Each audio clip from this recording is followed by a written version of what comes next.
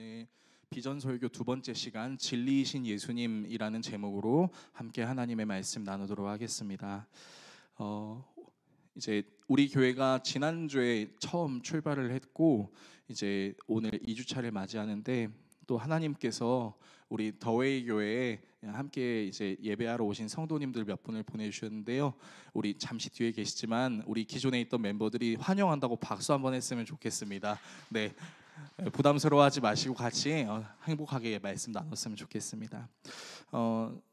저희 교회가 가지고 있는 비전이 이제 우리 교회가 가지고 있는 비전이 세 가지죠. 이제 그 길이신 예수님, 진리이신 예수님, 생명이신 예수님을 온전히 증거하고 그분을 통해서 회복을 누림으로 이제 우리가 이 땅에서 하나님 나라를 드러내는 것인데요. 지난주는 그 첫 번째 시간 길이신 예수님, 그리고 오늘은 비전 설교 두 번째 시간 진리이신 예수님에 대한 내용을 좀 나눠보려고 합니다.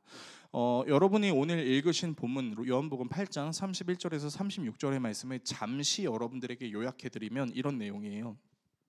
31절은 예수님께서 자기를 믿는 유대인들이라는 문장으로 시작합니다. 걸핏 보게 되면 이 문자가 정말 예수님을 의지하는 것처럼 보이지만 사실은 이 믿는다라는 것은 온전히 믿는 상태가 아님을 의미합니다. 그러니까 이제 계속해서 우리가 본문을 읽게 되면 그들의 믿음이 왜 가짜였는지를 예수님이 드러내시는 모습을 보게 될 텐데요. 그러니까 이 사람들은 예수님이 누구신지를 궁금해하기보다는 예수님을 통해서 자신이 얻고자 하는 것을 바랬던 사람들입니다. 아무튼 이제 예수님을 믿는다고 하지만 그들의 믿음이 제대로 된 믿음이 아니었다라는 것을 이제 알고 계셨던 예수님은 그들의 거짓된 믿음을 드러내십니다. 예수님께서는 자신의 말에 머물러 있어야 참된 자신의 제자가 될 수 있다라고 이야기하시면서 예수님의 참된 제자가 되어야만 진리를 알게 될 것이고 그 진리 안에서 그들이 스스로 자유롭게 될 것이다 라고 이야기합니다. 그런데 굉장히 이상한 사실은 사실 자유라는 단어를 우리가 생각하면 되게 행복한 건데 나를 더 이상 구속하는 것이 없으니까 자유로운 거다라고 생각을 해야 될 텐데 자유롭게 할 것이야 라는 이 문장에 유대인들이 발끈합니다. 그러면서 뭐라고 얘기하냐면 자기들은 아브라함의 자손이기에 아무에게도 종로로 탄 적이 없는데 왜 우리가 자유롭게 될 것이라고 얘기하세요? 라고 얘기를 하는 거예요. 그러니까 예수님께서는 죄를 범하는 자마다 다 죄의 종이다 라고 이야기하십니다.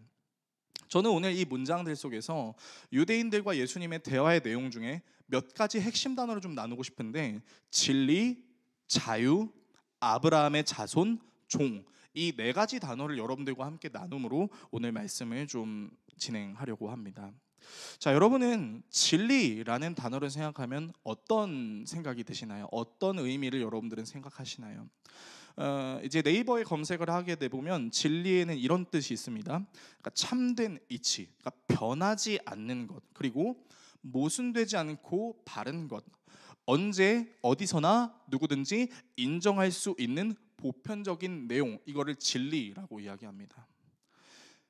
이 진리에 대해서 사실 너무 심각하게 생각할 필요 없이 좀 심플하게 생각을 해봤으면 좋겠어요.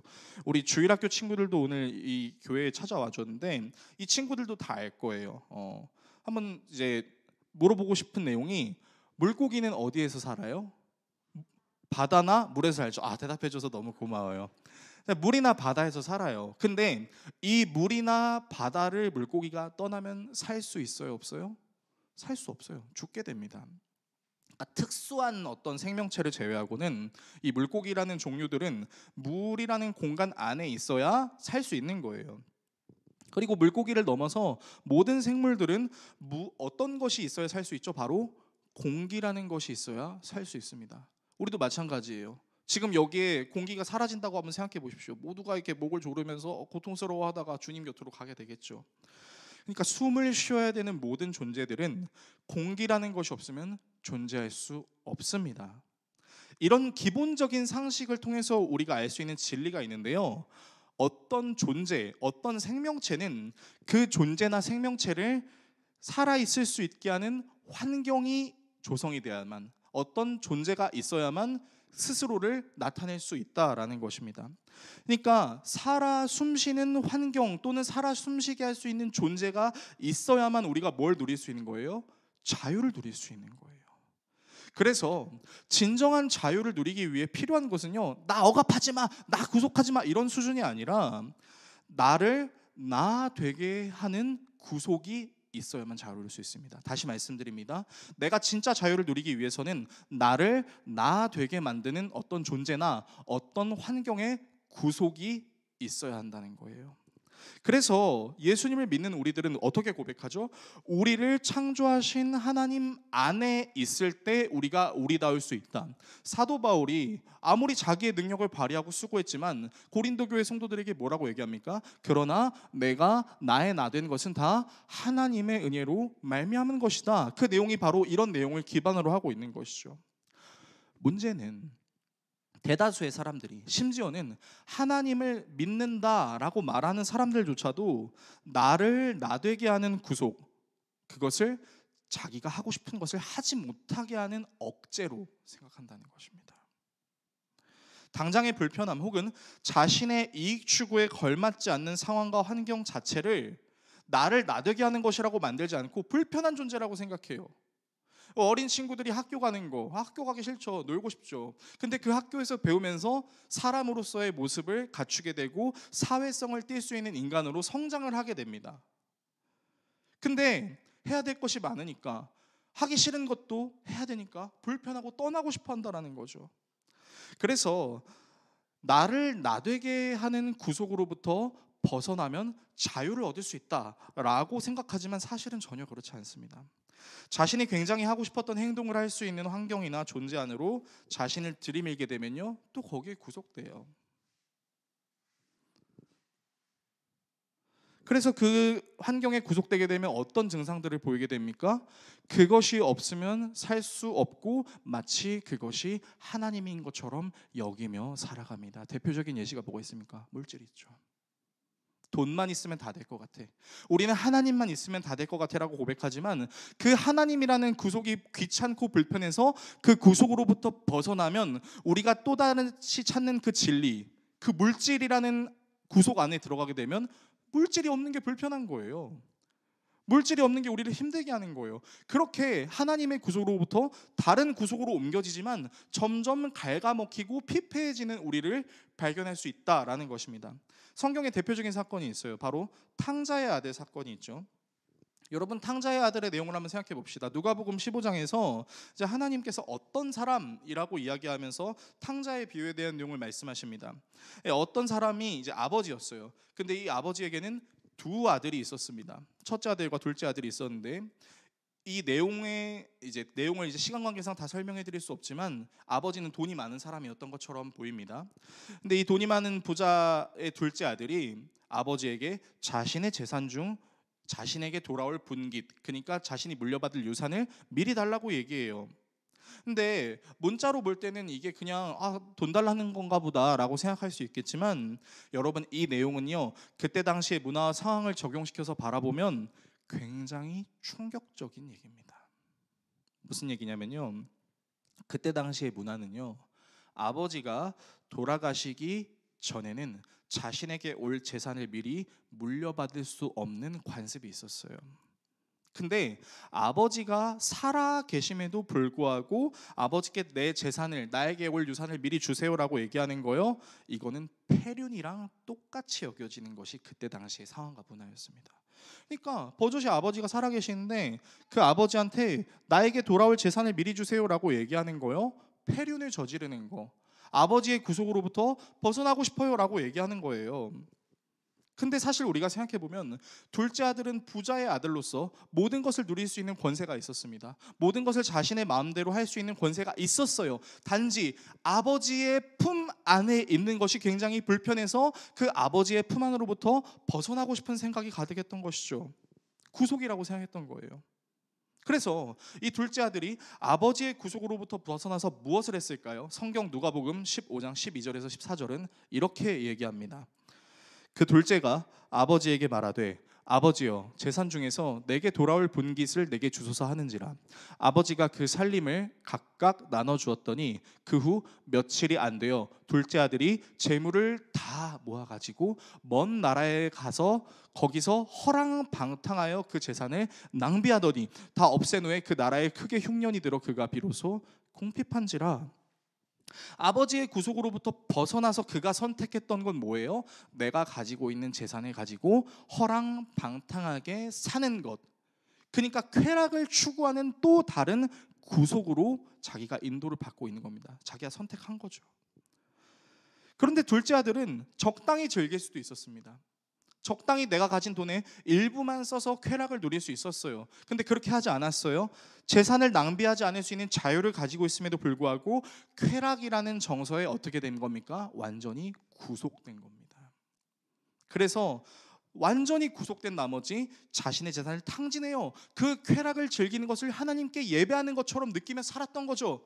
우리가 하나님께 예배하는 것이 없이는 살 수 없는 것처럼 이 사람은 쾌락을 추구하는 것을 없이는 절대로 살 수 없다라는 생각을 가지고 그 구속에 들어가서 무너지게 되는 겁니다. 쾌락의 구속은 여기서 끝나지 않습니다. 이 둘째 아들을 쾌락의 구속에서 어디에 구속으로 끌고 가게 되냐면 물질의 구속으로 끌고 가게 됩니다. 누가복음 15장 15절에서 17절이에요. 이 말씀은 우리가 같이 한번 읽어봤으면 좋겠습니다. 함께 읽습니다. 가서 그 나라 백성 중 한 사람에게 붙여 사니 그가 그를 들로 보내어 돼지를 치게 하였는데 그가 돼지 먹는 쥐엄 열매로 배를 채우고자 하되 주는 자가 없는지라.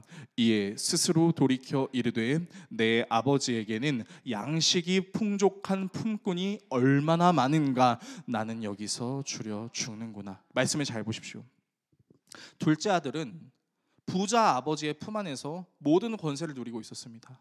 근데 그 아버지의 구속이 불편해서 아버지의 구속으로 나와서 쾌락을 예배하며 사는 쾌락의 구속에 있다가 그 쾌락의 구속으로 자기가 무너지니까 이제 돼지가 먹는 쥐엄나무 열매를 먹으려는, 근데 그마저도 먹을 수 없는, 그러면서 내 아버지를 도와서 일하는 품꾼들조차도 풍족한데 나는 그마저도 안 되는구나. 어떻게 된 거예요?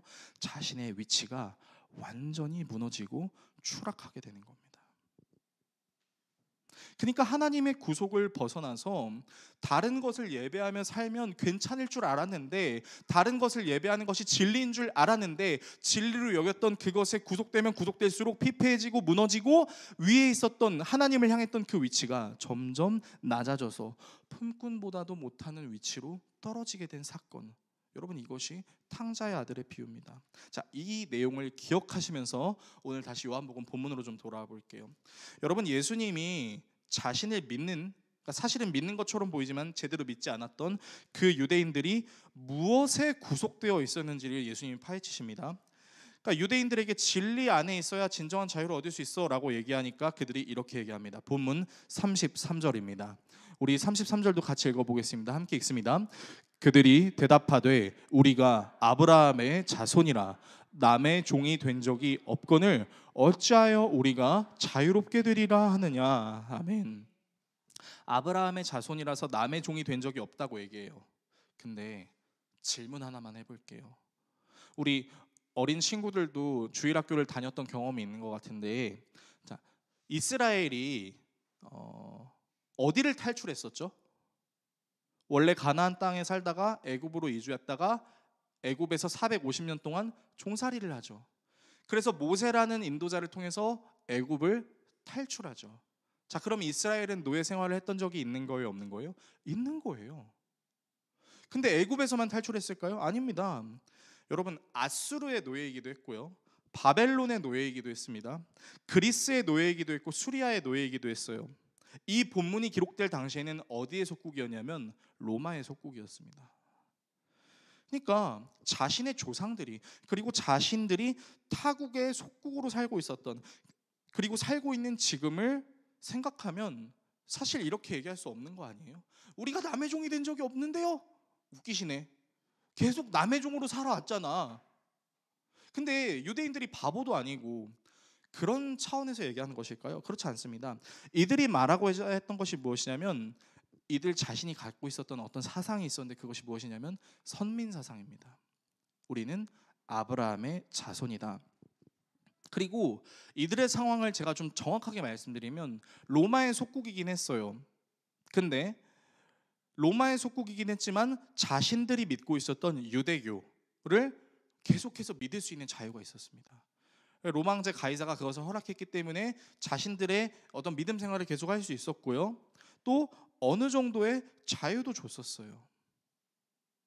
그러니까 이 이스라엘 사람들이 하나님의 구속으로 벗어나서 다른 것의 구속을 추구하다가 다시 하나님께 회개하고 하나님의 구속으로 갔다가 다시 하나님께 벗어나고, 이러한 계속해서 순종과 불순종의 사이클이 진행되면서 지금 유대인들의 마음속에 선민사상, 이거 하나만이 자기들의 자존심을 지켜줄 수 있고 그거 하나만이 자기들의 정체성을 드러낼 수 있는 수단으로 작용하고 있는 거예요.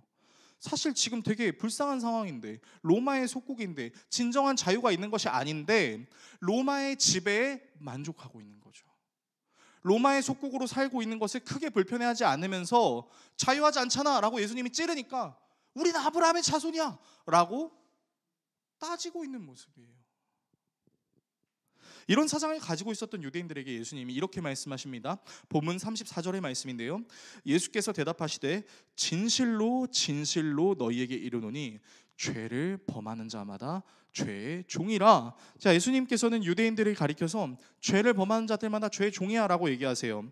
자, 여기서 예수님이 말씀하시는 죄의 의미가 뭘까요? 성경은 우리에게 단순히 죄에 대해서 도덕적으로 혹은 법이 있을 때 그 법을 위반한 것 수준 따위를 죄라고 이야기하지 않습니다. 그렇게 치면 성경에 등장하는 많은 인물들 다 죄인이에요. 하나님께서 우리에게 가르쳐주고자 하고 싶은 죄의 개념은 무엇이냐면 하나님의 말씀에서 벗어나는 것을 의미합니다. 그래서 최초의 죄가 뭐예요? 하나님의 구속에 있었던 아담과 하와가 그 하나님의 구속을 벗어나고 싶었어요. 왜요? 하나님과 같이 되고 싶은 마음이 뱀이라는 사탄을 통해서 주입이 됐기 때문이죠.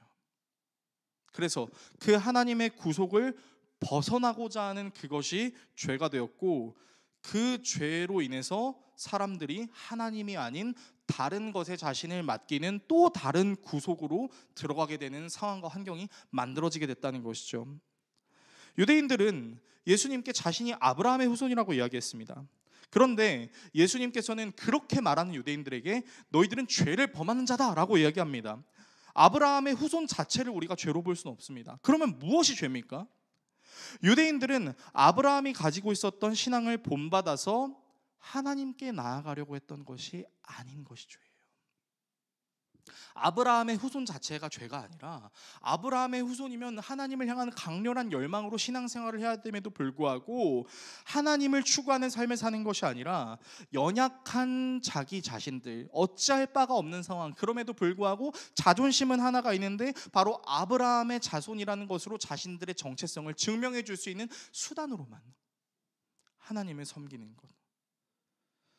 하나님의 구속으로부터 벗어나서 연약한 처지이지만 연약한 처지에도 자존심을 잃지 않게 만들어줄 아브라함이라는 이름의 구속에 빠져들게 된 것이죠. 그러니까 예수님께서는 유대인들이 하나님이 진짜 원하시는 믿음을 여전히 깨닫지 못한 채 믿음이 있는 척하는 그 유대인들의 가짜 믿음을 드러내기 위해서 직설적으로 얘기하십니다. 오늘 본문 뒤편에 있는 내용인데 요한복음 8장 39절에서 40절의 말씀입니다. 제가 읽어드릴게요. 대답하여 이르되 우리 아버지는 아브라함이라 하니 예수께서 이르시되 너희가 아브라함의 자손이면 아브라함이 행한 일들을 할 것이거늘 지금 하나님께 들은 진리를 너희에게 말한 사람이 나를 죽이려 하는도다. 아브라함은 이렇게 하지 아니하였느니라. 말씀해 보십시오. 너희들이 아브라함의 자손이면 아브라함이 행한 일들을 너희가 해야 될 거 아니냐. 아브라함은 너희처럼 이렇게 행동하지 않는다. 이게 무슨 말일까요? 유대인들은 아까 말씀드렸던 것처럼 적당히 자유를 주고 적당히 자기들의 종교 행위를 인정해주는 로마의 지배 안에서 그 상황에 젖어 살고 있었어요. 로마 속국 신분이긴 하지만 그들이 믿는 유대교를 인정해주고 상대적으로 자유를 주기도 했지만 자신들의 종교적 정체성을 인정해주고 일정의 자유를 줘서 그 상태에 젖어서 살고 있는 유대인들을 보면 여러분, 저는 이 모습이 떠올랐습니다. 마치 끓는 물, 점점 끓어가고 있는 그 물에 개구리가 물이 뜨거워진지도 모른 채 죽어가고 있는 상황. 개구리가 미지근한 물에 담갔어요. 그리고 불을 서서히 올리기 시작합니다. 뜨거워져서 개구리가 살 수 없는 온도의 물이 돼요. 근데요, 개구리가 움직이지 않아요. 자연스럽게 그냥 거기에 젖어 살다가 어떻게 됩니까? 죽습니다. 지금 유대인들의 모습이 어떤 모습이에요? 개구리가 끓는 물에 죽어가는 모습과 똑같은 거예요. 벗어나야 되는데, 역사하시는 하나님을 신뢰하는 마음으로 하나님을 선포하며 우리를 구원하실, 다시 오실 그 예수 그리스도를 추구하는 마음으로 살아야 되는데, 적당히 살게 해주니까, 하나님의 구속으로부터 벗어난 적이 있었지만 그래도 적당히 살 수 있으니까, 우리에게는 아브라함의 자손이라는 자존심은 있으니까, 그 모습이 마치 서서히 죽어가는 개구리와 같고, 그 모습이 마치 아버지의 구속으로 벗어나 돼지 쥐엄나무 열매의 구속으로 옮겨졌던 탕자의 둘째 아들의 모습과 같다라는 것입니다. 그런데요, 여기서 반전은요, 아브라함은요, 죽어가는 개구리와 같은 믿음으로 살지 않았다는 것입니다.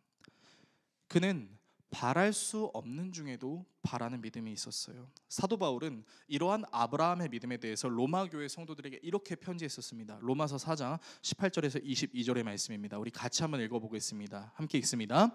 아브라함이 바랄 수 없는 중에 바라고 믿었으니 이는 내 후손이 이같으리라 하신 말씀대로 많은 민족의 조상이 되게 하려 하심이라.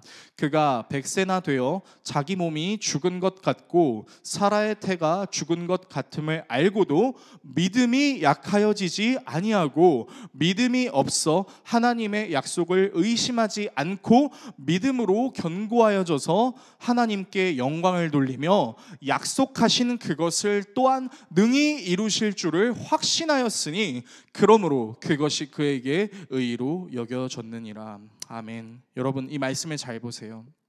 아브라함은요, 하나님께서 창세기 12장에 하란에서 아브라함을 부르시죠. 그때 약속했던 내용이 있었어요. 내가 너를 통해 큰 민족을 이루겠고 내게 복을 주겠다. 근데 아브라함이 이 말씀을 붙잡고 계속 나아갑니다. 근데 아브라함이 100세가 되었는데도 애가 없었어요.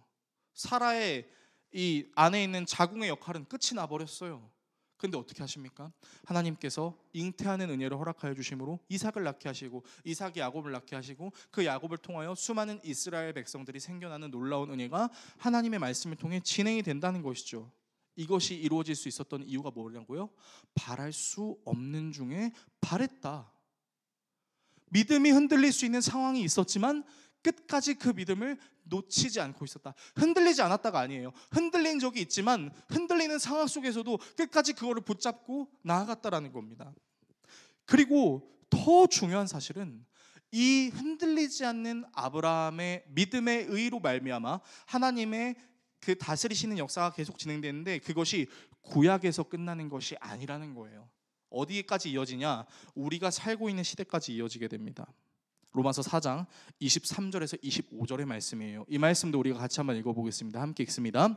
그에게 의로 여겨졌다 기록된 것은 아브라함만 위하는 것이 아니요 의로 여기심을 받을 우리도 위함이니 곧 예수 우리 주를 죽은 자 가운데서 살리신 이를 믿는 자니라. 예수는 우리가 범죄한 것 때문에 내줌이 되고 또한 우리를 의롭다 하시기 위하여 살아나셨느니라. 아멘. 그에게 의로 여겨졌다. 누굽니까? 아브라함에게 의로 여겨졌다. 근데 그것이 아브라함만을 위한 것이 아니다. 누구에게도요? 의로 여기심을 받은 저와 여러분 모두에게도. 근데 그게 어떻게 된다고요? 예수 우리 주를 죽은 자 가운데서 살리신 하나님을 믿는 자. 우리가 범죄한 것 때문에 내줌이 되고 의를 의롭다 하시기 위해서 살아나신 예수님을 믿는 믿음이 있을 때 바랄 수 없는 중에도 바라는 믿음이 우리에게도 적용이 되고, 그 믿음을 통해서 하나님이 일하시는 상황과 현장들을 우리가 경험하게 될 수 있다라는 것입니다. 여러분, 그래서요, 성경은 신약과 구약을 따로 읽어야 되는 것이 아니라 연결해서 읽어야죠. 하나님의 역사는 구약에서 끝난 것이 아닙니다. 아브라함의 의는 아브라함에서 끝난 것이 아니에요. 여전히 하나님께 순종하지 못하는 우리에게도 예수라는 존재를 통해서 하나님을 알게 하시고 그 하나님을 믿게 하심으로 하나님께 나아가게 만드는 것, 우리가 하나님의 구속이 불편해서 뭐 하나님의 구속이 뭐가 중요해? 이 시대가 우리에게 말하는 건 물질인데 돈만 있으면 다 되잖아. 유전무죄, 무전유죄 아니야? 돈만 있으면 내가 할 수 있는 거 다 할 수 있잖아 라고 말하는 돈으로의 구속으로 우리가 빨려 들어가고 있는 이때에도 예수 그리스도의 구속으로, 예수 그리스도의 나타나심으로 우리가 그를 믿게 될 때 벗어났던 하나님의 구속으로 다시 초대될 수 있는 것. 그래서 여러분, 우리는 사실 예수님을 진리라고 생각하지 않았던 적이 솔직히 여러 번 있습니다. 대표적인 것이 물질이죠. 저도 그랬어요.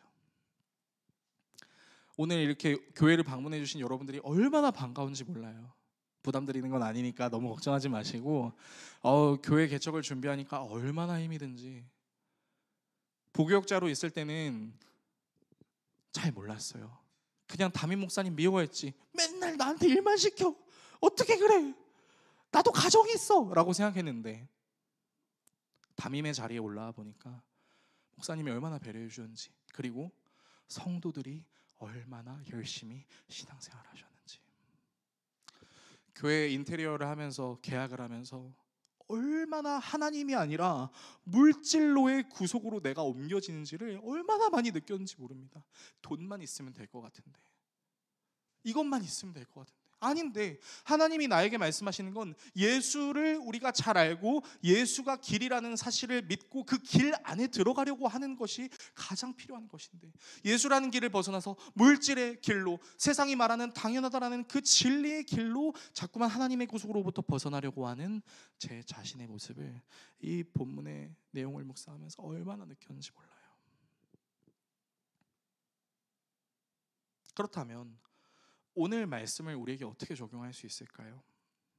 예수님께서 진리를 알지니 진리가 자유롭게 한다, 이 말씀은요, 하나님의 구속으로부터 벗어나서 다른 것의 구속됨으로 점점 더 무너지고 낮아져가는 우리를 다시 하나님의 은혜의 구속으로 예수님을 통해 초대하심으로 어떤 상황과 환경 가운데에도 하나님께서 우리에게 약속하신 그 믿음을 신뢰할 수 있는 진정한 자유, 원래 우리를 창조하셨던 그 하나님 안에서 하나님의 형상을 닮은 사람답게 살아갈 수 있는 자유, 이 자유를 다른 것이 마치 하나님인 것처럼 보여서 하나님 외에 다른 것을 섬김으로 놓쳤던 우리들에게 다시 예수를 통해서 진리의 하나님으로 초대하시는 그 예수가 바로 우리에게 참 진리이며 참 자유이다 라는 것을 오늘 본문이 우리에게 증거하고 있다는 것입니다.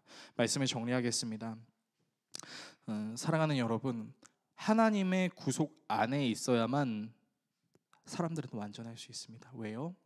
하나님이 사람을 창조하셨기 때문입니다. 그런데요, 우리는 아담의 후손이어서 아담이 저질렀던 죄를 똑같이 저지릅니다. 그 안에 원죄가 있기 때문이죠. 하나님의 구속으로부터 벗어나고 싶은 마음이 있어요. 그러나 하나님께서는 그런 우리를 포기하지 않으시고 예수 그리스도를 보내주심으로 진정한 자유는 예수님을 통해 다시 하나님 안에 들어가는 것이 진정한 자유이다라고 우리에게 말씀해 주십니다. 그렇다면 진리이신 예수님을 우리의 삶에 어떻게 적용할 수 있을까요? 여러분, 여러분의 눈에 절대 진리처럼 보이는 게 혹시 무엇입니까? 그 절대 진리가 혹시 물질은 아닌가요? 물질 외에 또 다른 것들이 있진 않나요? 그런데 그 절대 진리를 추구할수록 여러분들의 삶의 모습은 어떤가요? 혹시 탕자의 둘째 아들과 같이 점점 피폐해졌던 적은 없으셨습니까? 그러나 주님께서는 그 피폐해질 수 있는 우리를 더 높은 곳으로의 구속을 은혜로 여기는 원래 아름다운 하나님이 창조하신 사람의 모습으로 회복시키시기 위해 우리에게 예수 그리스도를 보내주셨습니다. 여러분, 여전히 우리는 물질이 진리인 것처럼 보이는 세상 속에 살고 있습니다. 그리고 그 물질이 주는 적당한 만족감을 누리면서 끓는 물에 죽어가는 개구리처럼 변질될 수 있습니다. 그러나 기억하십시오. 우리의 정체성은 적당한 만족으로 그냥 이 땅에서 그냥 그럭저럭 사는 것이 아닙니다. 오히려 바랄 수 없는 중에도 바라게 하시는 하나님의 은혜를 통해 아브라함의 믿음과 같이 사는 것, 그리고 하나님이 전혀 일하시지 않는 것처럼 느껴지는 이 세상 속에서 하나님은 실제합니다, 하나님은 존재합니다 라는 믿음을 고백하며 사는 것입니다. 그리고 그 고백은 나의 상황과 능력에서 비롯되는 것이 아니라 오직 예수를 그리스도요 살아계신 하나님의 아들입니다 라고 믿는 자들만이 할 수 있는 고백입니다. 저는 저와 여러분이 이 고백을 하며 오늘을 살 수 있기를 소망합니다. 이 고백을 하심으로 모호한 진리를 외치는 세상 속에서 유일한 진리이신 길 예수 그리스도를 나의 구주로 고백하며 살아가시는 저와 여러분들 되시기를 예수 그리스도의 이름으로 축원합니다.